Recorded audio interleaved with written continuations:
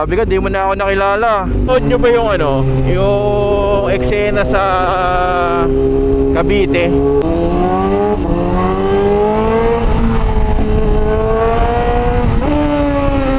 It looks like you're working out.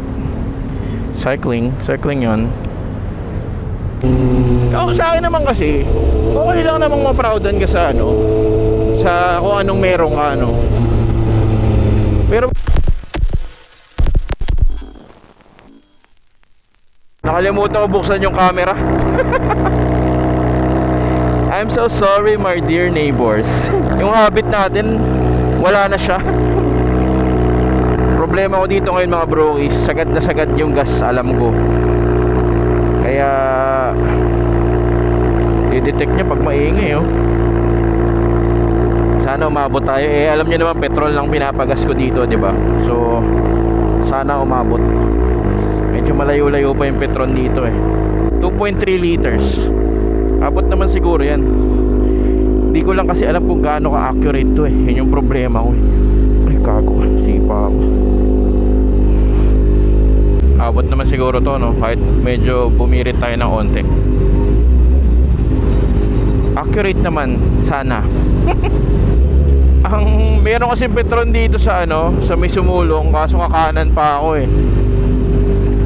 Palibis ako ngayon eh. Doon na lang ako magpapagas sa ano, sa may Marcos Highway na Petron. Tapos walang blaze, no? Sa mga bago kasi, itong bike natin mga bro is ano, naka-tune lang siya sa blaze. So pagka hindi blaze pinakarga mo dito, medyo parang chochope ng onte. Hindi naman masisira, pero alam mo yun, doon na tayo sa sure bull. Tagal ko hindi nagmotor, naninibago ako sa body position. Checkpoint ba yan?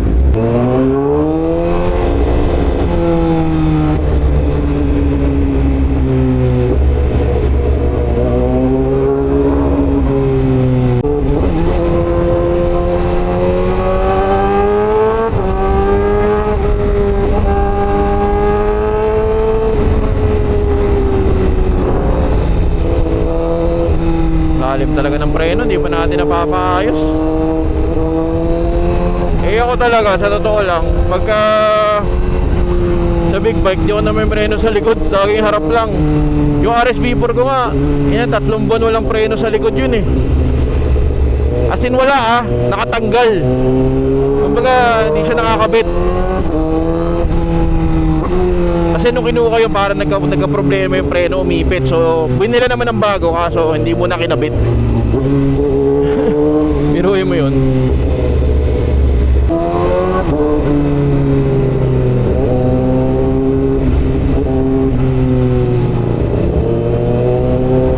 Brother.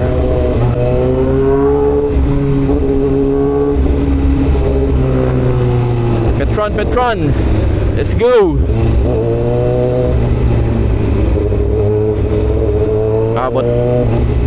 Abot na to, boy.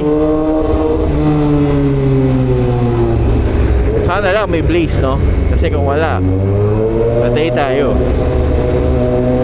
Saan may Petron dito? Gago, Caltex pala to. Asan ang Petron?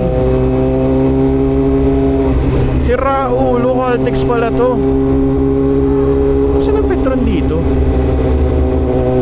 Sa kabila. Tama ba? Puta na, nakalimutan ko na.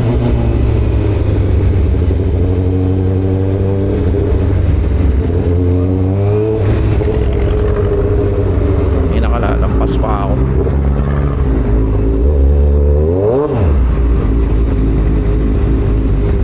Petron. Blaze full tank. May online payment naman, no? Pare ko.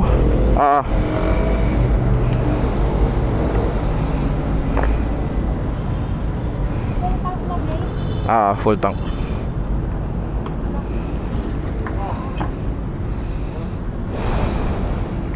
It looks like you're working out. Cycling yon. Oo, sige. Ay, kuya, papunas na lang ako. Okay na yan, okay na yan.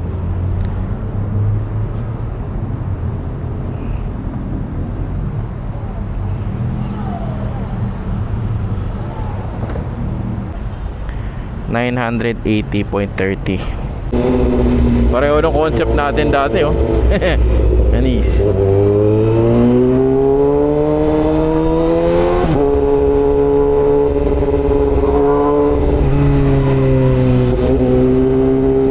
Miss you, baby.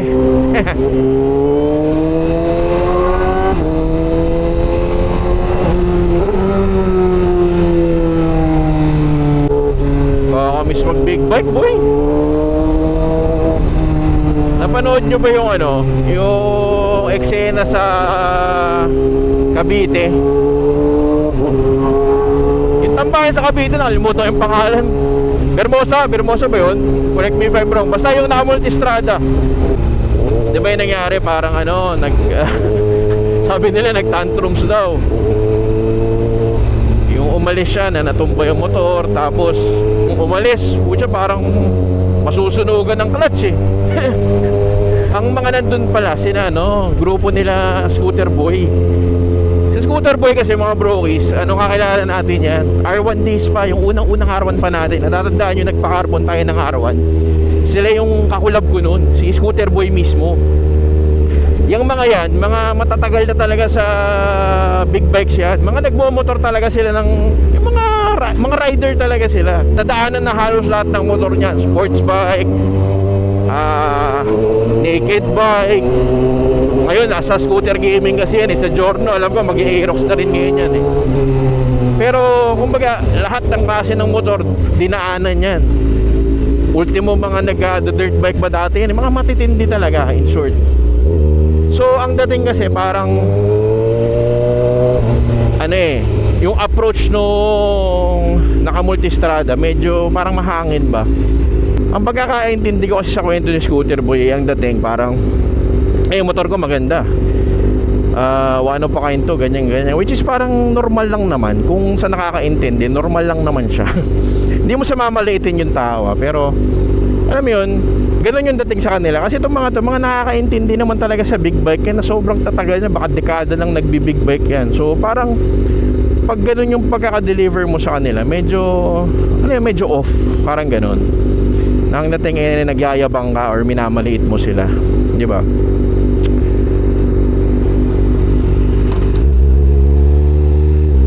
So gets ko yung sinasabi niya dun, yung pagkaka-explain niya.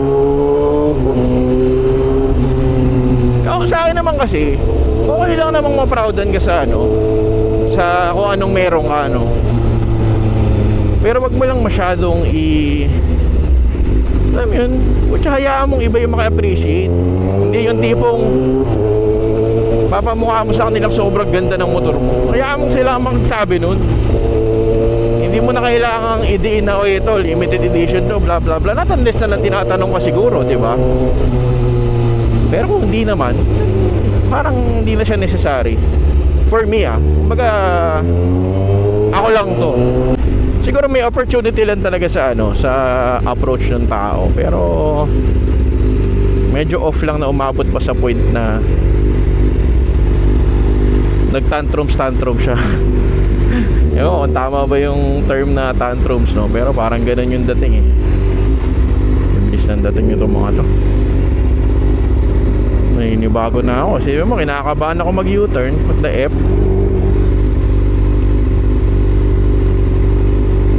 Rookie yun.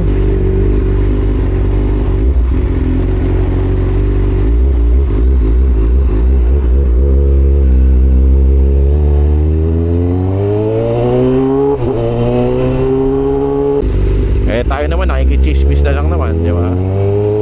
Kumbaga, pag may eksena, matik. Kung interesting, nagte-trending ka agad yan. Definitely, yung mga ganyan eksena naman kasi, matututo ka dyan eh. Kunwari, ikaw, bago ka sa big bike, may mga bagay na sobrang may excite ka sa una. Top speed, rev bomb, mga ganyan, diba? Tapos mga rat mga mga monte ka, kumbaga dadaan at dadaan ka siguro sa phase na yan, di ba? Lalo na't bago sa'yo or first time mo na experience. Yung tipong proud na proud ka sa sarili mo kasi nagkaroon ka niyan. Yun lang, syempre, kalmahan lang natin na ensure natin na wala tayong na-offend na tao. Alam mo yun, hindi tayo nakaka-irita sa iba. Mga ganun ba? Pero overall, matututunan naman yan, definitely. Sayang din yung multistrada, pero tingin ko yung multistrada mga ano pa eh, mga earlier version pa siguro yun eh. Siguro mga 2010, 2011, basta luma na, ganun. Maganda lang talaga yung tindig pa, no? Fresh na fresh pa. Ang sakit lang pag nakakakita ng motor na nababaksak na ganun, ano? Pero yun, ay! Akala ko haps, duduling ako. Nakakahilo pag ang tagal mong di nagmotor, tapos nag-big bike ka ulit. Nahihilo ako. Starbucks tibis lang tayo. Dito na ako dumaan para hindi na ako mag-U-turn.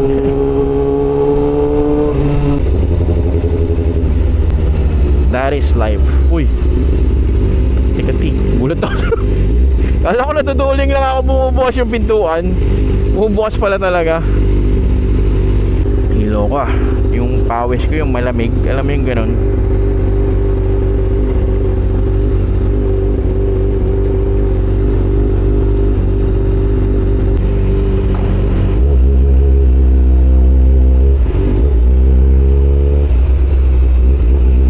Starbucks Libis.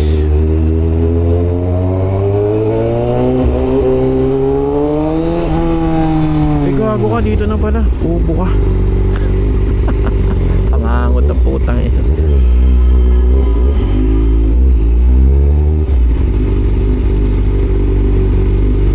Parking ba? Grabe ka, di mo na ako nakilala. Saan ba pwede mag-park? Doon na lang? Meron pa ba dito? Hindi ko alam eh. Baka ata ito eh. Doon na lang ako. Dulo na lang, no? Saan? Ito? Ito?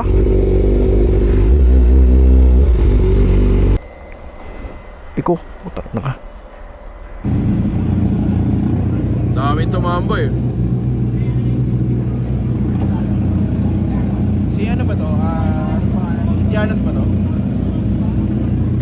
Kala ko Indian. Di ba? Oo, idea. Nandiyan si Mike eh. Baka iba-iba. Sobrang tagal kong hindi tumambike. Ngayon lang, tagal namin nagplano. Ngayon lang natuloy. Di ba? Sakto, ang dami namang tao ngayon dito. Sunday ngayon eh.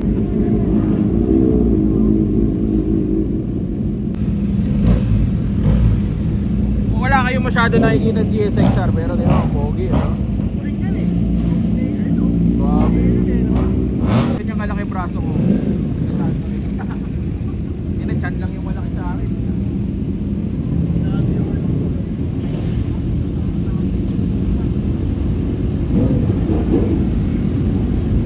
Buti dumating sila, mami.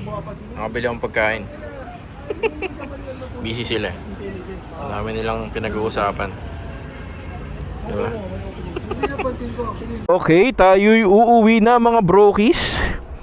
Follow nyo si ano. Anong pangalan page mo ulit? Jejabel? Jejabel? Ito mga brokies, si Jejabel, siya yung nagpo-post ng mga helmet. So follow nyo yung page. Kung kailangan nyo ng mga updates sa mga newest helmets, yan. Follow. Mag-comment ako dyan sa post na yun para makita. Oo. Tapos sama natin si Paul D, ang pinaka ayoko na lang ituloy. After a very long time, natuloy din.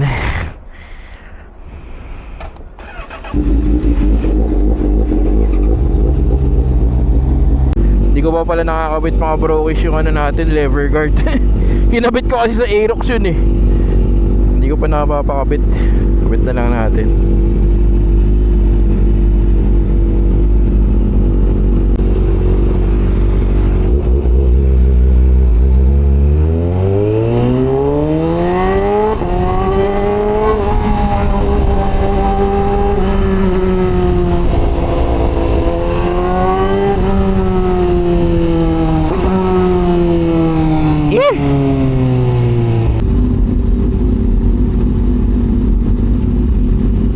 boy, diretso na.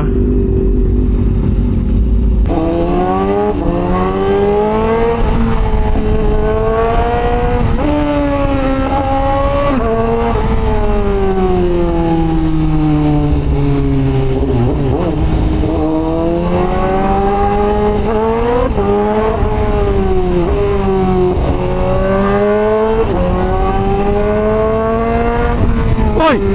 Inaka! Palubog pala siya! Aray ko! Yung mga loko-loko na wala na.